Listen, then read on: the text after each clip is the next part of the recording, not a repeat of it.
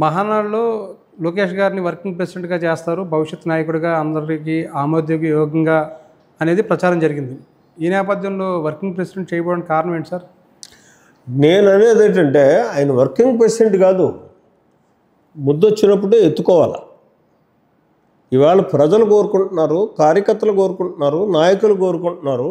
అతని నాయకత్వం కావాలని చెప్పేసి చంద్రబాబు నాయుడు గారు ఆలోచన చేసి అతన్ని పార్టీ ప్రెసిడెంట్గానే పెట్టాలి. ఇవాళైతే ఆయన పార్టీ ప్రెసిడెంట్గా ఉంటే పార్టీకి ఇంకా బలం పెరిగేటటువంటి పరిస్థితి ఉంటుంది. ఇది నా వ్యక్తిగత అభిప్రాయం. లోకేష్ గారు భవిష్యత్ తెలుగుదేశం పార్టీ అధ్యక్షుడిగా మీరు ఊహించుకుంటున్నారా? పార్టీని నడిపే సత్తా ఉందని అనుకుంటున్నారు? అసలు చాలా సమర్థవంతంగా నడపగలడు అనేటటువంటి నమ్మకం ఉంది. ఎన్టీఆర్ అంత హోందాతనంగా అతను పార్టీని నడిపించేటటువంటి పరిస్థితులు ఉంటాయి. ఎందుకంటే అతను ఎన్టీఆర్ లాగే బోళమన్స్ కాబట్టి ఖచ్చితంగా పార్టీని సమర్థవంతంగా నడిపిస్తాడు. ఒకవైపున ఆయన మంత్రిగా, మరోవైపున రాష్ట్ర ప్రధాన కార్యదర్శిగా పార్టీకి 2 పదవులు నిర్వహిస్తున్న సందర్భంలో ఎలా ఉంది సార్? అంటే మంత్రిగా ఎలా చేస్తున్నారు? పార్టీ కార్యక్రమాల్లో ఏ విధంగా పాల్గొని పార్టీ కార్యకర్తలు ఏ విధంగా అండగా ఉంటున్నారు? ప్రధాన కార్యదర్శి మనం చూస్తున్నాం కదా, మంత్రిగా చాలా సమర్థవంతంగా ఆయన వ్యవహరిస్తున్నటువంటి తీరు, ఒక నూతన విధానాలని విద్యా విధానంలో తీసుకురావాలనేటటువంటి తాపత్రయంలో పనిచేయడం కానీ, ఈ రాష్ట్రంలోని పరిశ్రమలు తెచ్చుకొచ్చేటటువంటి పరిస్థితుల్లో ఆయన ప్రత్యేక బాధ్యత తీసుకుని పరిశ్రమలు తీసుకొచ్చేటటువంటి ప్రయత్నాల్లో కానీ చాలా సక్సెస్ఫుల్గా ముందుకు వెళ్తున్నటువంటి పరిస్థితి ఉంది. కాబట్టి అతను చాలా సమర్థవంతంగానే నడిపించుకెళ్తున్నాడు. రెడ్ బుక్ రాజ్యాంగం నడవట్లేదా రాష్ట్రంలో? నిజంగా రెడ్ బుక్ రాజ్యాంగం ఈ రాష్ట్రంలో నడిస్తే ఇవాళ వైఎస్ఆర్ కాంగ్రెస్ పార్టీలో నాయకుడు అనేవాడు ఎవడో రోడ్డు మీద తిరగలుగుతాడు సార్? చట్టం తన పని తను చేసుకెళ్తుంది అంతే తప్పించి ఎక్కడ కూడా మా ఒత్తిడి అన్నది లేదు, మా ప్రెజర్ అన్నది లేదు, మా ఆలోచన కూడా లేదు.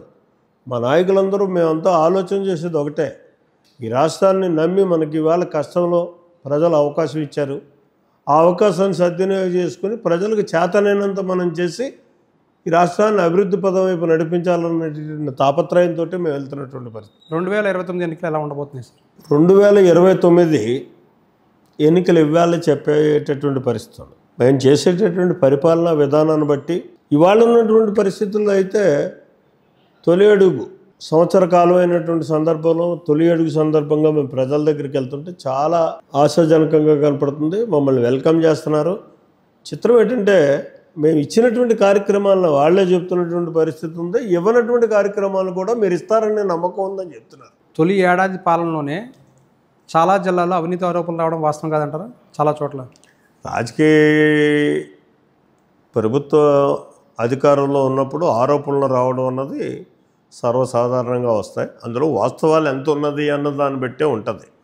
ప్రజాస్వామ్యంలో మీకు ఎప్పుడు కూడా అవినీతిని అరికట్టేటటువంటి పరిస్థితి నిజంగా మనం చెప్తాం తప్పించి, ప్రజాస్వామ్యం అంటే ప్రతి వాడికి స్వేచ్ఛ ఉంటుంది. ఆ స్వేచ్ఛలో ఆడిష్టమైనట్టు చేస్తాడు. ఆ చేసే దాంట్లో అవినీతి పుట్టుకురావచ్చు.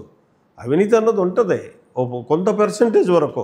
అంతేగాని మొన్న గత ప్రభుత్వంలో జరిగినట్టు 20% అవినీతిని నడిపితే ప్రజలు నిర్ణయించిన రిజల్ట్ని మళ్ళీ మాకు కూడా ఇచ్చే పరిస్థితి ఉంటుంది.